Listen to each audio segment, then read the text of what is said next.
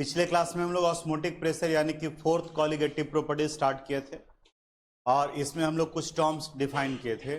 Semi permeable membrane which allow only solvent to pass through them, it not allow solute to pass through them. इसके बाद फिर हम लोग बात किए थे osmosis, the process of movement of solvent from lower concentration to higher concentration of solution. और यहीं से आया था कि जब ड्यूरिंग ऑस्मोसिस सॉल्वेंट मूव कर रहा है from lower concentration to higher concentration, तो सेमी परमेबल मेम्ब्रेन के वॉल पर जो प्रेशर एग्जर्ट हो रहा है that pressure is called osmotic pressure. और इस ऑस्मोटिक प्रेशर को हम लोग पाई से रिप्रेजेंट करते हैं और ये पाई के लिए रिलेशन आया था C into R into T, जहां पर C मोलर कंसंट्रेशन यानी कि मोलरिटी को रिप्रेजेंट करता है। फिर इससे एक फॉर्मूला और हम लोग डिराइव किए थे, C की जगह पर आ गया था value WB into R into T into 1000 divided by MB into V। और V किस चीज में होना चाहिए? मिलीलीटर में। ये पाई के लिए रिलेशन आ गया, यानी जो C था मोलरिटी, तो molarity is equal to W by MB by V। ये मोलरिटी को रिप्रेजेंट कर रहा है। R का यूनिट या वैल्यू क्या होगा वो डिपेंड करेगा कि पाई को आप किस में रख रहे हैं।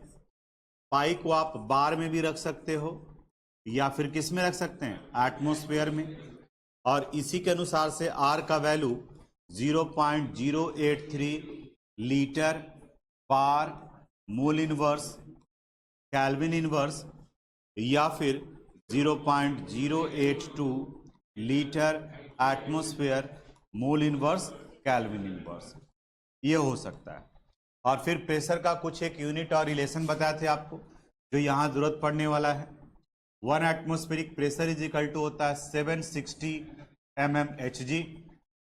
अगर बार में रखे तो 1.013 बार, अगर पास्कल में रखे तो 1.013 इंटू 10⁵ पास्कल। तो ये रिक्वायरमेंट के अनुसार से हम एक यूनिट को दूसरे यूनिट में कन्वर्ट कर सकते हैं। ये इतना सारा पार्ट हम लोग पिछले क्लास में डिस्कस कर चुके थे। अब आज इससे रिलेटेड हम लोग को न्यूमेरिकल्स बनाना है, यानी उसकी तरफ में बढ़ेंगे। आप यहाँ पर क्वेश्चन नहीं लिखोगे, क्वेश्चन नंबर लिख लोगे, बाकी का हो जाएगा। बोर्ड पर देखो, समझाते हैं हम हैं, बाकी आगे। ये एग्जाम्पल 2.11 का क्वेश्चन है। यहाँ दिया हुआ है 200 centimetre cube of an aqueous solution of A protein contain 1.26 gram of the protein, contain 1.26 gram of the protein. The osmotic pressure of such a solution at 300 Kelvin is found to be 2.57 into 10⁻³ bar. Calculate the molar mass. अब जो जो information दिया हुआ है उसको हम लोग को सेपरेट कर लेना है और फिर फॉर्मूले पर देखेंगे कि कौन सा वैल्यू आ रहा है। यहाँ 200 सेंटीमीटर क्यूब है, सेंटीमीटर क्यूब को ही हम लोग मिलीलीटर भी कहते हैं। और यहाँ प्रोटीन है, प्रोटीन पॉलीमर है अमीनो एसिड्स का, बायोमॉलिक्यूल में पढ़ेंगे हम लोग। और जो पॉलीमर्स होगा, पॉली का मतलब में नहीं होता है, तो बहुत सारे यूनिट उसमें जुड़े हुए होते हैं। इसलिए जब कभी भी किसी पॉलीमर का मॉलिक्यूलर मास आप निकालोगे तो उनका वैल्यू बड़ा आता है। तो इसलिए यहाँ देख करके आप हड़बड़ा मत जाना कि इतना बड़ा वैल्यू आ रहा है तो कहीं मेरा कैलकुलेशन गलत तो नहीं है। जो पॉलीमर्स होंगे उनका मॉलिक्यूलर मास का वैल्यू जो है वो बड़ा आता है। अब यहाँ आप बताओगे क्या क्या वैल्यू दिया हुआ है, हम पूछेंगे उसके अनुसार से। अकॉर्डिंग टू क्वेश्चन आप बता सकते हो WB यानी सॉल्यूट का मास कितना दिया है? 1.26 ग्राम। मोलर मास का वैल्यू निकालना है। वॉल्यूम कितना दिया हुआ है? 200 सेंटीमीटर क्यूब यानी कि मिलीलीटर की जगह पर। टेम्परेचर कितना है? टेम्परेचर है 300 केल्विन। पाई का वैल्यू दिया हुआ है। ऑस्मोटिक प्रेशर 2.57 इंटू 10⁻³ 10⁻³ बार। अब देखो यहाँ ये प्रेशर बार में है तो R का वैल्यू बता सकते हो? 0.083 litre bar mole inverse kelvin inverse. वही अगर ये एटमॉस्फेयर में रहता तो 0.082 हो जाता। WB V T पाई और R ये दिया हुआ है। अभी हम लोग फार्मूला लिखे हैं। पाई इज इक्वल टू क्या था formula? WB into R into T into 1000 divided by mb into v।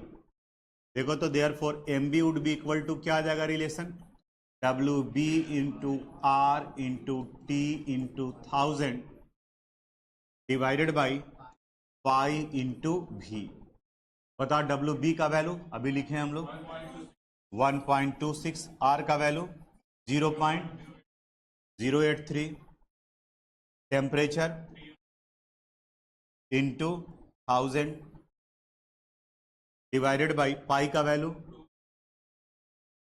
2.57 into 10 to the power -3 और भी का वैल्यू 200। अब तो ये सोल्व कर लेना है, बन जाएगा। तो मेन काम ये करना है, एग्जामिनेशन वगैरह में भी यहाँ कर लिए, जो जीरो कट रहा है उसको जीरो को काट दिए और लगे कि जब ज्यादा गुना भाग है तो उसके लिए जगह छोड़ दीजिए और आगे बढ़ जाइए, ठीक है। और फिर बाकी जो गुना भाग इत्मीनान से कीजिए।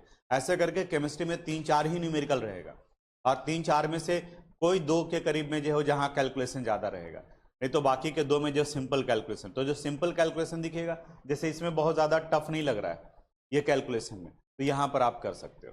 तो जल्दी से नोट कर लीजिए। तो अपॉर्चुनिटीज घटेगा और डिसएडवांटेज बढ़ेगा, ठीक है। यहां करा क्वेश्चन में कैलकुलेट द ऑस्मोटिक प्रेशर, यानी किसका वैल्यू निकालना है, पाई का, इन पास्कल। तो पहले एटमॉस्फेयर में निकाल लेते हैं या बार में भी निकाल लेते हैं। अगर बार में निकाल लेंगे तो 10 टू द पावर 5 से मल्टीप्लाई कर देंगे। Pascal exerted by A solution prepared by dissolving 1 gram of polymer, यानी कि WB का वैल्यू 1 ग्राम है, of molar mass 185,000 in 450 millilitre of water at 37 degree Celsius. तो हम लोग यहाँ डाटा सेपरेट कर रहे हैं अकॉर्डिंग टू क्वेश्चन। आप बताओ WB का वैल्यू कितना है, 1 ग्राम। मोलर मास का वैल्यू दिया हुआ है 185,000, इसको 1.85 इंटू 10 टू द पावर 5 लिख सकते हैं। वॉल्यूम दिया हुआ है, बताओ कितना, 450 मिलीलीटर। टेम्परेचर बताओ कितना दिया हुआ है, 37 डिग्री सेल्सियस। तो कैल्विन में कितना आ जाएगा, 310 कैल्विन।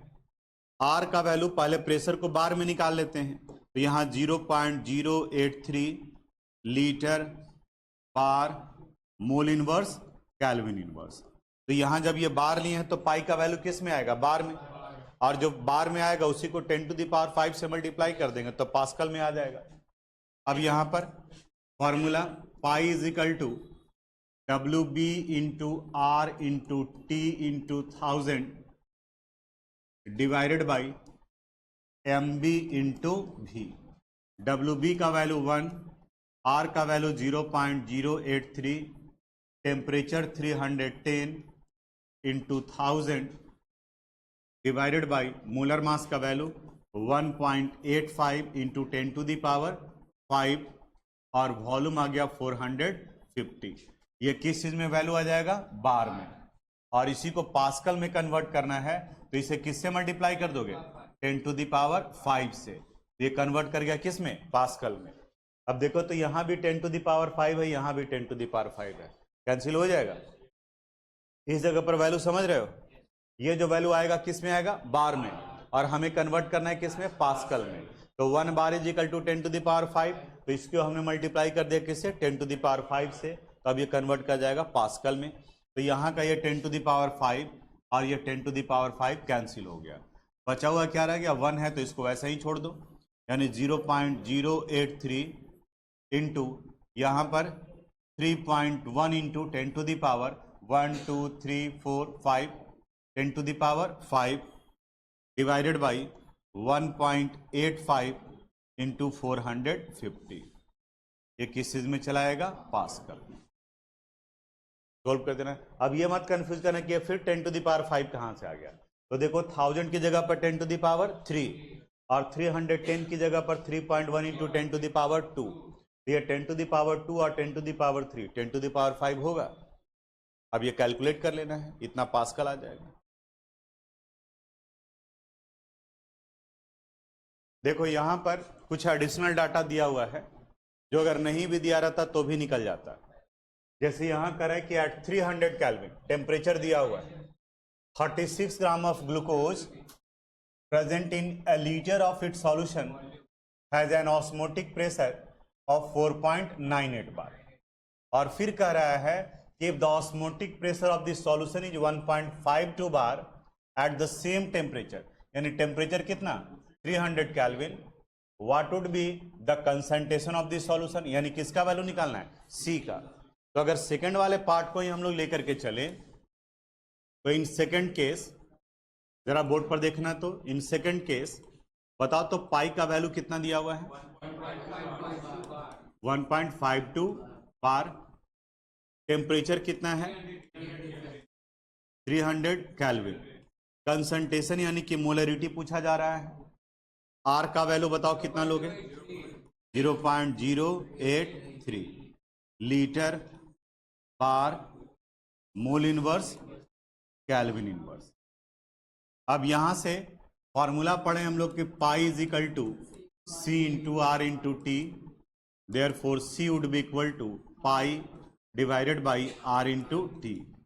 पाई का वैल्यू दिया हुआ है 1.52, आर का वैल्यू 0.083 और टेम्परेचर का वैल्यू 300। इसको सोल्व करोगे तो ये वैल्यू आ जाएगा 0.061 मोलर। सिंपल था।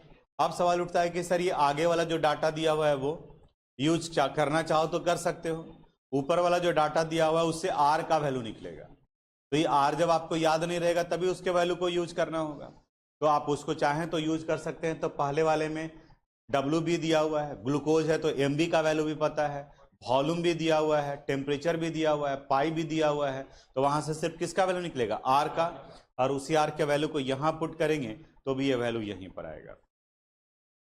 आर यूनिवर्सल गैस कांस्टेंट है, तो हमने बताया कि आर का वैल्यू आप क्या करोगे याद रखो, तो उसका यूज करने का जरूरत नहीं पड़ेगा, नोट कर लीजिए। अब अभी जो हम लोग डिस्कस कर रहे थे वो न्यूमेरिकल्स था जो ऑस्मोटिक प्रेशर से रिलेटेड था। एग्जाम्पल का भी क्वेश्चन यहाँ डिस्कस कर लिए, इंटेक्स्ट का भी क्वेश्चन डिस्कस कर लिए और एक्सरसाइज का भी क्वेश्चन था वही बना लिए। अब इसके थोड़े से थ्योरेटिकल पार्ट की तरफ में बढ़ते हैं, कुछ इंपॉर्टेंट टर्म्स वगैरह दिया हुआ है, जैसे इसमें से सबसे पहला आपको स्क्रीन पर दिखाई दे रहा है रिवर्स ऑस्मोसिस। ऑस्मोसिस को फिर से समझते हैं। अब बताओ ऑस्मोसिस है क्या? It is the phenomenon in which movement of solvent take place from lower concentration to higher concentration of the solution through semi permeable membrane. यानी ऑस्मोसिस में मूवमेंट होता है लोअर कंसंट्रेशन से हायर। अगर किसी वजह से मूवमेंट हायर से लोअर की तरफ में हो जाए तब उसी को हम लोग उल्टा ऑस्मोसिस यानी क्या कहा जा सकता है, रिवर्स ऑस्मोसिस। अब ये कैसे होगा इसको थोड़ा समझते हैं। जैसे पिछले क्लास में जब ऑस्मोसिस बता रहे थे आपको तो वहां बताया कि ये सेमी परमेबल मेम्ब्रेन है, सेमी परमेबल मेम्ब्रेन। इस जगह पर सॉल्वेंट या वैसे सॉल्यूशन को रख रहे हैं जिनका कंसंट्रेशन कम है, और इस जगह पर वैसे सॉल्यूशन को रख रहे हैं जिनका कंसंट्रेशन हाई है। तो नॉर्मल कंडीशन में मूवमेंट होता है from lower concentration to higher concentration, और जब ये मूवमेंट होगा तो इधर वाटर का लेवल बढ़ने लगेगा। अब क्या करें कि इस ऑस्मोसिस को रोकना चाह रहे हैं, तो यहां से हम एक पिस्टन डाल दिए और इस पिस्टन के ऊपर में प्रेशर हम अप्लाई कर रहे हैं। अगर ये प्रेशर ऑस्मोटिक प्रेशर के बराबर हुआ तो ये मूवमेंट रुक जाएगा। अब यहां कर रहा है कि इस जगह पर क्या करेंगे हम लोग, जो अप्लाइड प्रेशर है इसका वैल्यू अगर ऑस्मोटिक प्रेशर से ज्यादा हो गया, यानी आप ज्यादा प्रेशर यहां से डाल दिए, तो जो स्पॉन्टेनियसली यहां से यहां मूव कर रहा था अब वो किस डायरेक्शन में मूव करेगा, अपोजिट डायरेक्शन में, यानी from higher concentration to lower concentration, and that phenomenon is called reverse osmosis. Osmosis spontaneous है, इटसेल्फ होता है। रिवर्स ऑस्मोसिस नॉन स्पॉन्टेनियस है, ये आपको करवाना पड़ेगा। You have to supply energy, यानी जब तक आप एनर्जी सप्लाई करेंगे तभी तक रिवर्स ऑस्मोसिस होगा। ऑस्मोसिस स्पॉन्टेनियस है, यानी कि आपको अपनी तरफ से कोई प्रेशर नहीं अप्लाई करना है, जबकि रिवर्स ऑस्मोसिस में प्रेशर अप्लाई करना है, और वो भी किसकी तरफ से, हायर कंसंट्रेशन ऑफ सॉल्यूशन। जिस और कितना प्रेशर अप्लाई करना पड़ेगा, ग्रेटर देन ऑस्मोटिक प्रेशर, तब ये मूवमेंट यहां से यहां होगा। इसका use desalination of sea water में होता है। आप बुक में देखोगे तो एक डायग्राम आपको मिलेगा एनसीईआरटी बुक में रिवर्स ऑस्मोसिस का, कुछ इस तरीके से है। यहां पर ये दे दिया है सेमी परमिएबल मेम्ब्रेन,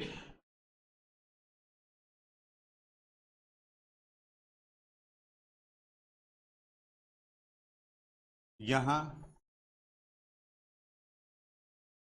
ये टैप लगा हुआ है और यहां पर इस जगह पर ये पिस्टन लगा हुआ है।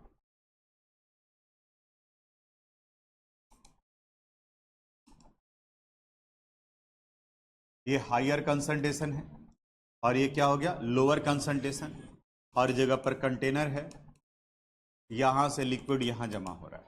ध्यान से समझना, इसमें करते क्या हैं, ये पिस्टन है, इस पिस्टन के ऊपर प्रेशर अप्लाई करते हैं और वो प्रेशर क्या होना चाहिए, ऑस्मोटिक प्रेशर से ज्यादा।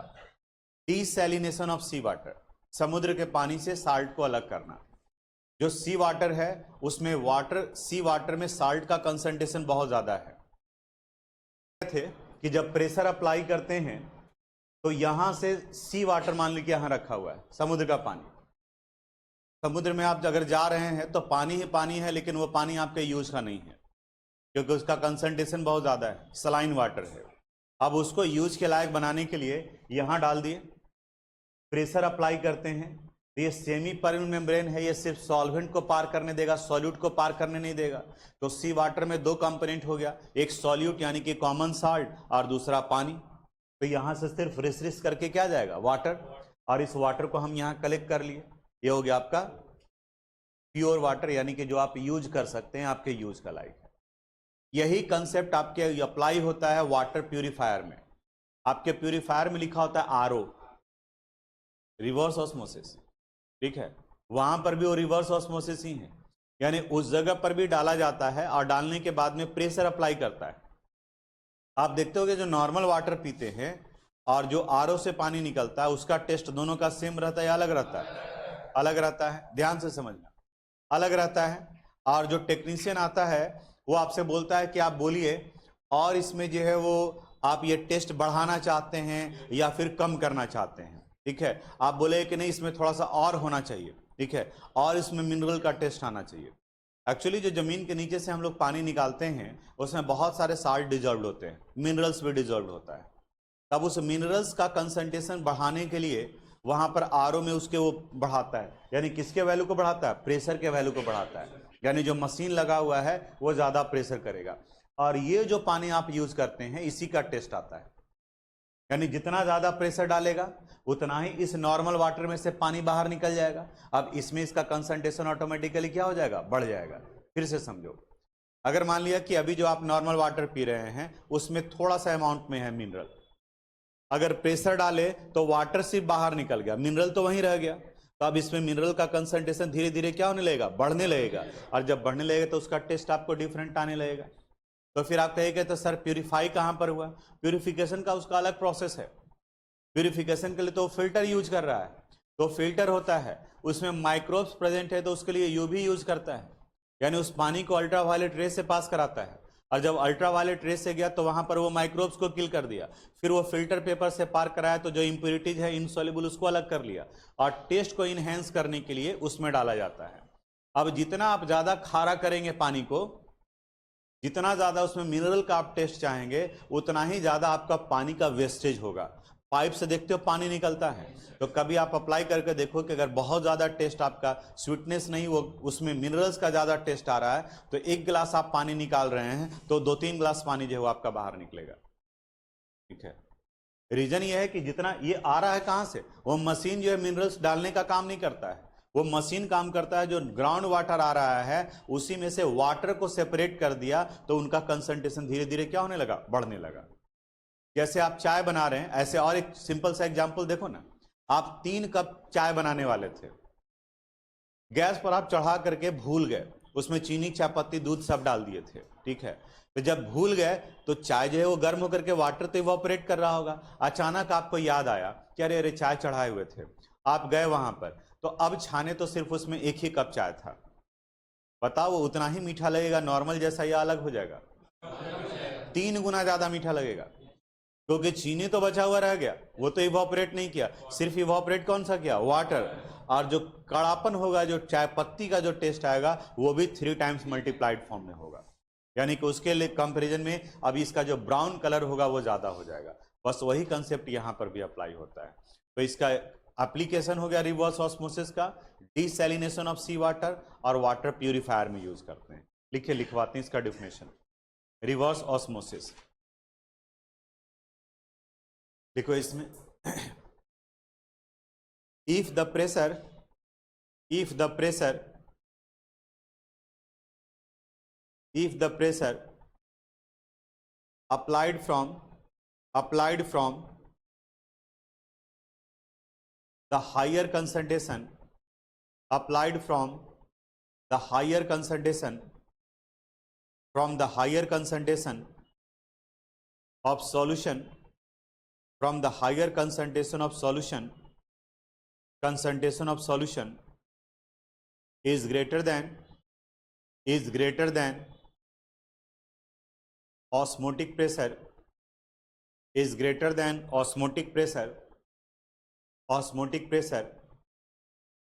then the movement of solvent take place from higher concentration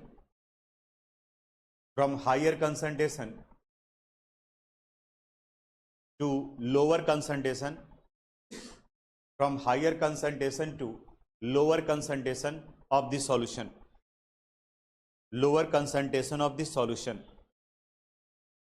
This phenomenon is called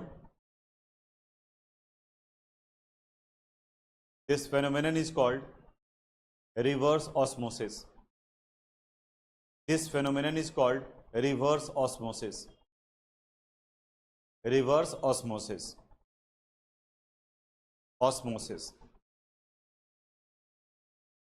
लिखिए, application of reverse osmosis. Next topic, application of reverse osmosis. कई बार यही पूछा हुआ है 1 मार्क्स में, application of reverse osmosis.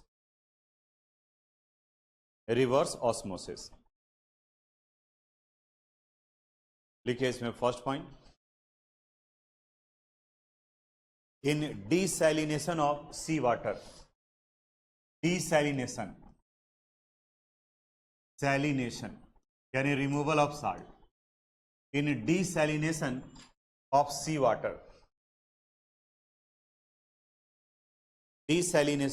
Water,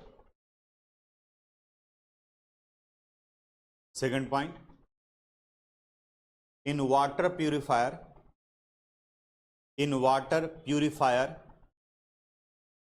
as RO से समझ में आ जाए कि वाटर प्यूरिफायर में RO जो हम लोग यूज करते हैं वो रिवर्स ऑस्मोसिस होता है। तो समझ में आया, ऑस्मोसिस याद रहेगा तो रिवर्स ऑस्मोसिस। ऑस्मोसिस में कोई प्रेशर नहीं अप्लाई करना है, लेकिन रिवर्स ऑस्मोसिस का डिफिनेशन में प्रेशर लिखना जरूरी है, क्योंकि ये इटसेल्फ नहीं होगा। और प्रेशर किस तरह से हम लोग अप्लाई करते हैं, हायर कंसंट्रेशन ऑफ सॉल्यूशन की तरफ से। डायग्राम आप एनसीईआरटी बुक में जो बना हुआ है वहां से आप नोट कर लेना।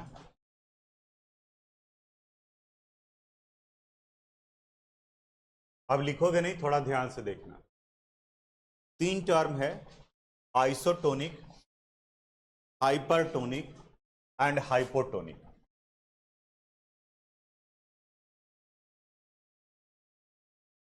हाइपरटोनिक,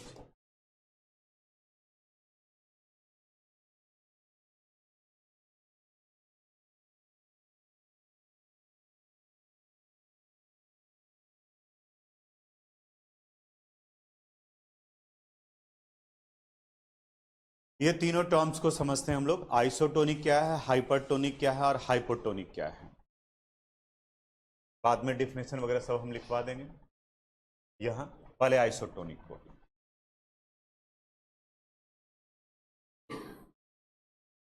यहां इस जगह पर सेमी परमेबल मेम्ब्रेन है, सेमी परमेबल मेम्ब्रेन। सपोज इस जगह पर 2 मोलर ग्लूकोज लिया गया है और इस तरफ में 2 मोलर यूरिया लिया गया है। ठीक है, आप बताओ दोनों तरफ का कंसंट्रेशन सेम है या अलग अलग है? कंसंट्रेशन अलग है। क्या क्या है अलग? तो ग्लूकोज है और ये दूसरा है, तो कंसंट्रेशन का मतलब क्या हुआ? मोलरिटी। तो मोलरिटी यहाँ भी 2 मोलर है और यहाँ भी क्या है? 2 मोलर। तो कंसंट्रेशन कैसे अलग हो गया? ठीक है, नेचर अगर पूछा जाता तब ना कि हाँ दोनों सॉल्यूशन सेम है कि अलग अलग है, तब आप बताते कि एक ग्लूकोज है दूसरा क्या है? यूरिया। लेकिन दोनों का कंसंट्रेशन, कंसंट्रेशन का मतलब क्या हुआ? मोलरिटी। ये भी 2 मोलर है और ये भी क्या है? 2 मोलर। एक ही कंटेनर में रखा हुआ है तो दोनों को बराबर बराबर टेम्परेचर लग रहा है, तो दोनों के C का वैल्यू सेम है, दोनों के T का वैल्यू सेम है, तो दोनों के R का वैल्यू भी सेम होगा, यूनिवर्सल गैस कांस्टेंट। यानी कि दोनों के ऑस्मोटिक प्रेशर का वैल्यू क्या होगा? सेम होगा। यानी कि ना तो इधर ज्यादा प्रेशर ना तो इधर ज्यादा प्रेशर। सेमी परमेबल मेम्ब्रेन से सेपरेटेड है तो ऑस्मोसिस होता है। ऑस्मोसिस में मूवमेंट होता है from lower concentration to higher concentration. तो अब आप बताओ कि मूवमेंट ग्लूकोज से यूरिया की तरफ होगा या यूरिया से ग्लूकोज की तरफ? किसी से की तरफ नहीं होगा। क्यों नहीं होगा? क्योंकि दोनों का कंसंट्रेशन क्या है? सेम है। देखो हम आंसर खुद ही बता दिए और वही चीज पूछ रहे हैं कि आप सुन रहे हैं कि नहीं सुन रहे हैं। हम ये बोले कि दोनों का कंसंट्रेशन सेम है, फिर ये बताया कि ऑस्मोसिस में मूवमेंट होता है from lower concentration to higher concentration, और जब कंसंट्रेशन सेम है तो फिर मूवमेंट कहां से कहां होगा? तो इस तरह के सॉल्यूशन को आइसोटोनिक सॉल्यूशन कहते हैं, जिनके ऑस्मोटिक प्रेशर का वैल्यू सेम हो या दूसरे वे में जिनके कंसंट्रेशन का वैल्यू सेम हो, उनमें ऑस्मोसिस नहीं होगा। If they are separated by semi permeable membrane then osmosis not take place, because osmosis में मूवमेंट होता है फ्रॉम लोअर टू हायर और यहाँ कंसंट्रेशन दोनों का सेम है। तो लिखिए पर डेफिनेशन आइसोटोनिक सॉल्यूशन का। आइसोटोनिक सॉल्यूशन देखिए, solutions having equal osmotic pressure, solutions having equal osmotic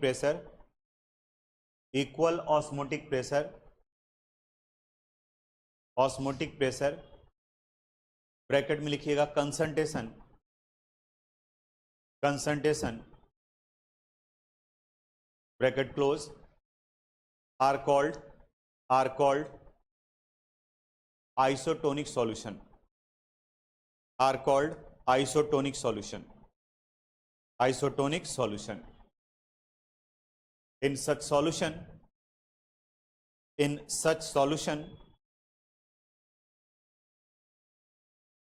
osmosis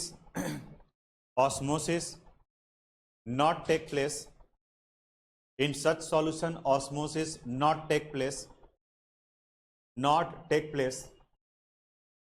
if they are separated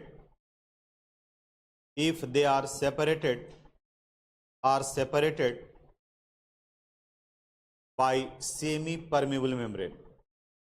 If they are separated by semi permeable membrane, SPM.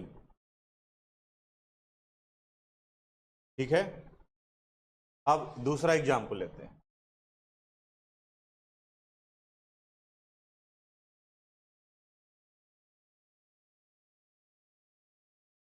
यहां भी सेपरेट किया गया है सेमी परमेबल मेम्ब्रेन से। यहां suppose 2 molar glucose है और इस बार यहां पर 4 मोलर यूरिया है।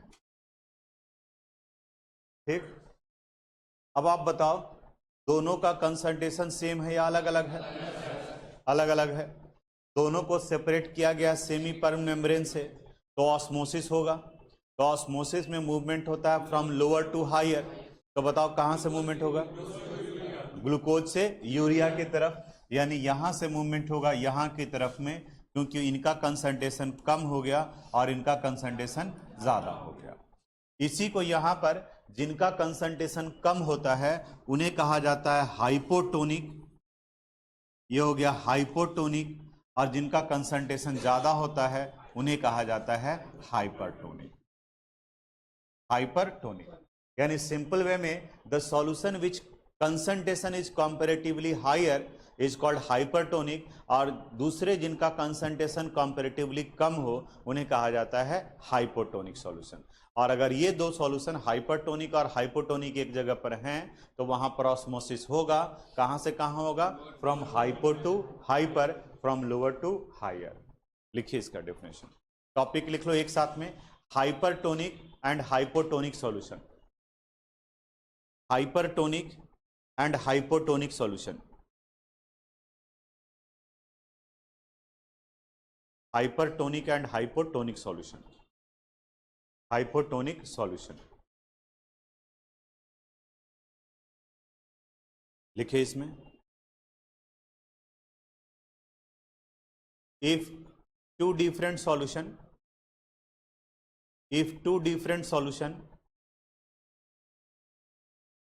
having different concentration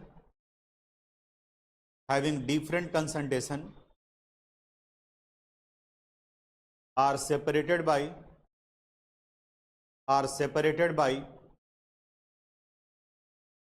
semi permeable membrane, SPM, then osmosis take place. Osmosis take place.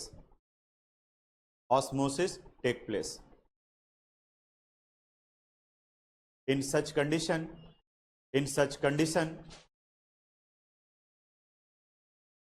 the solution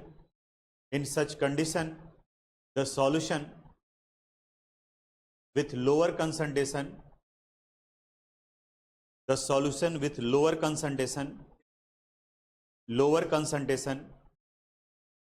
is called hypotonic,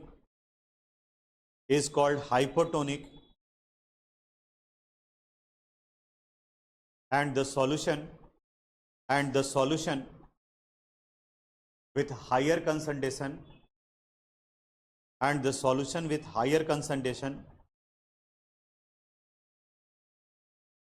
is called hypertonic.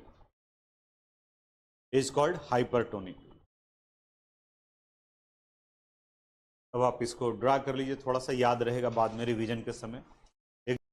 तो एक्सपेरिमेंट के लिए, एक्टिविटी के लिए या क्वेश्चन में एग सेल और ब्लड सेल ये दो दिया रहता है।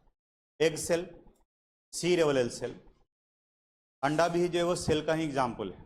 ऐसे जनरली सेल जो है माइक्रोस्कोपिक नेचर के होते हैं, लेकिन ये अंडा एक एग्जाम्पल है जिसे हम नेकेड आई से देखते हैं, और जो सेल के कंपोजिशन है वो सब है वहां पर।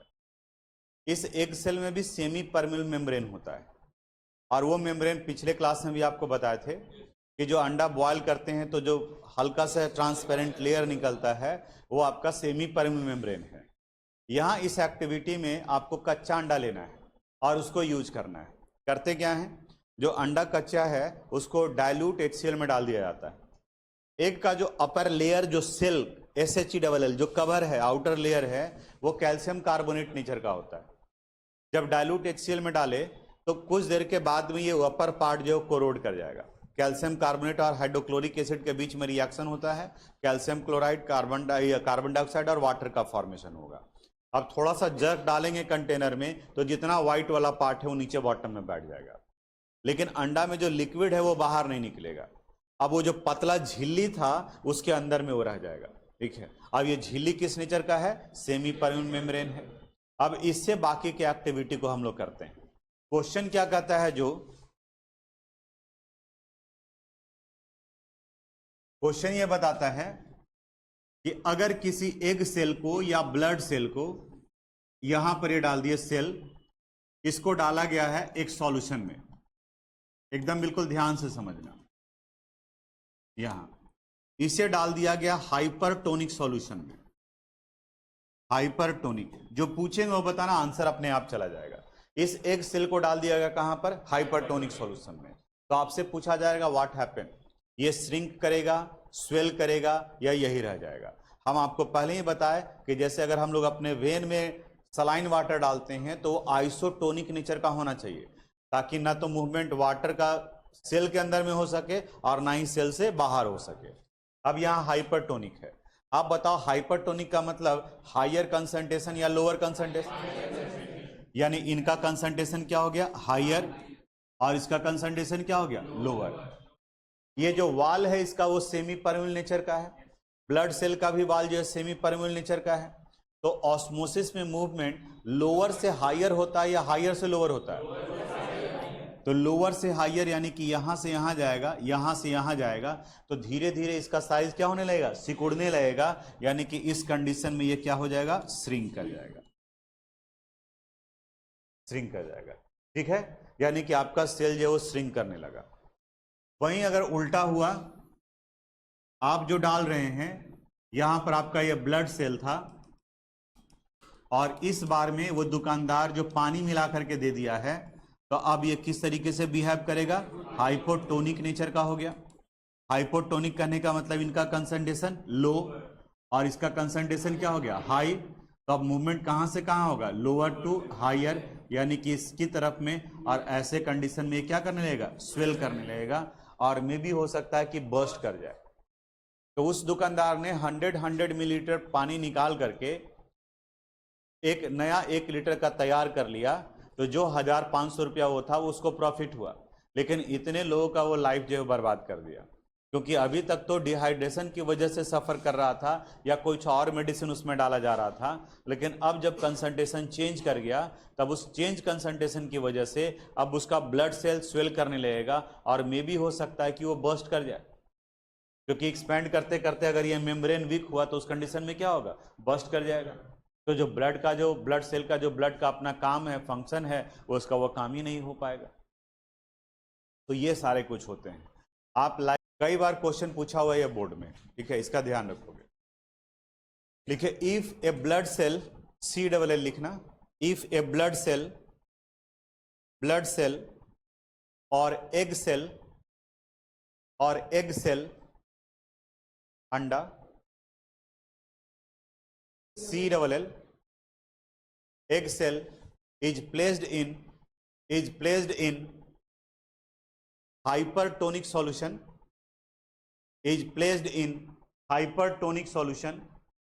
hypertonic solution। अब आप खुद से सोचो, हाइपरटोनिक सॉल्यूशन ऐसे सोचोगे, हाइपर कंसंट्रेशन लो या हाई, यानी सॉल्यूशन हाई हो गया, तो मूवमेंट कहां से कहां होता है, लोअर टू हायर, यानी सेल से कहां जाएगा, बाहर की तरफ, तो सेल स्वेल करेगा या श्रिंक करेगा, श्रिंक करेगा। It placed in hypertonic solution, the cell will shrink, the cell will shrink and if the cell is placed, and if the cell is placed in hypotonic solution, and if the cell is placed in hypotonic solution, it will swell। देखो यही experiment activity जो है मे भी आप भी किए होंगे, बच्चा लोग करता है बरसात के दिन में। एक कीड़ा देखते होगे आप, ब्लैक कलर का होता है, जहां जहां दीवार पे चलता है सिल्वर लाइनिंग छोड़ता हुआ जाता है, उसके ऊपर में नमक डाल दिया तो हायर कंसंट्रेशन, तो अब क्या देखोगे कि उसका पूरे बॉडी से लिक्विड निकलना शुरू हो जाता है, अल्टीमेटली वो मर जाता है, क्योंकि लिक्विड निकल रहा है, इसका मतलब है कि उसका सेल बर्स्ट कर रहा है। आप अचार बनाते हैं तो वो कई महीने यूज होता है। रीजन ये है कि वहां पर जो बैक्टीरिया आ रहे होते हैं, तो जैसे ही बैक्टीरिया उस अचार के कांटेक्ट में आया, जहां पे नमक डाला हुआ है, तेल डाला हुआ है, जो हायर कंसंट्रेशन की तरह बिहेव करता है, वो उसके सेल को ही जो है वो श्रिंक कराता है, उसके मटेरियल को ही कोलैप्स कर देता है, जिसकी वजह से वो।